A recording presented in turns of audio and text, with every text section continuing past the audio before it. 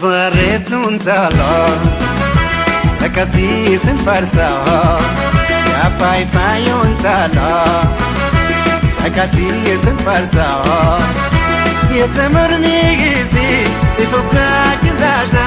bareeduun atuyaa takamoona leezaa yaa nuural'ee leessu leessa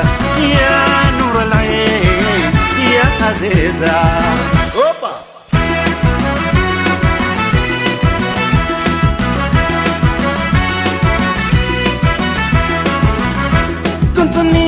Beke ngudaya ganna kuntuni lo beke ungudoyo gonna ejeni kesute tabani leimana netina keni tiyasi pinkena faifayo yana situ dukana ya birode tamashole ya birole tamashole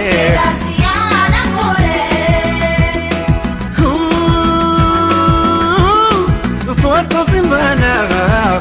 ya tamadim bertukana foto simbana ya tamandan bertukana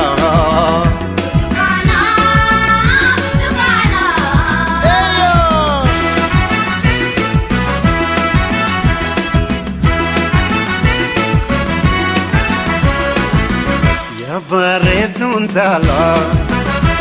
akkasiisin farsaa yaa faayifaayoon taalaa akkasiisin farsaa yetamurmii giisii ifukaa kizaasa bareeduun atuyaa takamoona leezaa yaa nuural'ee leessu leessa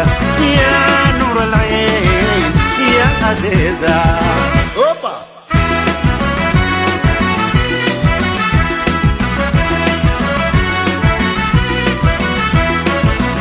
Ichike kukulvin kokola omada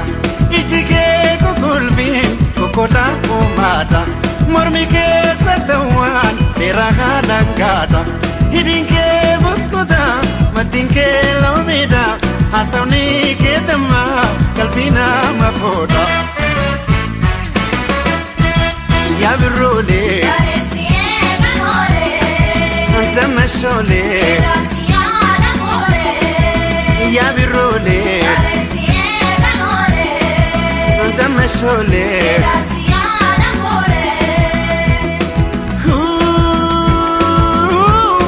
koto simbana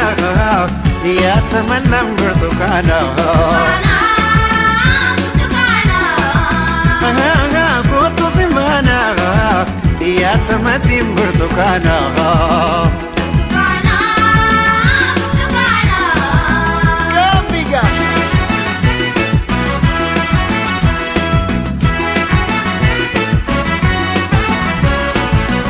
ya bareeduun taalaa akkasiisin farsaa yaa faayifaayoon taalaa akkasiisin farsaa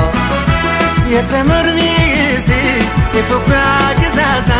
bareeduun atuyaa takamoona leezaa yaa nuural'ee leessu leessa yaa nuural'ee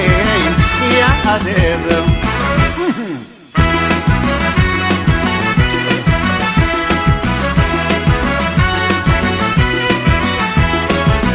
Konkoni funyanke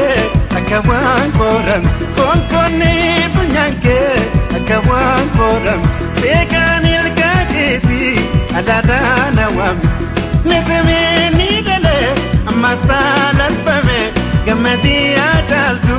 rabbisi shalame Ya birole Antamashole ya birole tamashole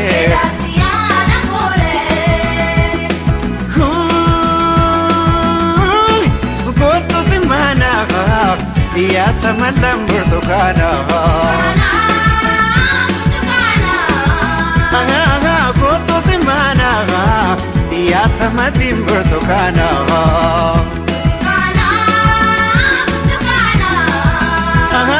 كنت سمانا يا تملم برتقانا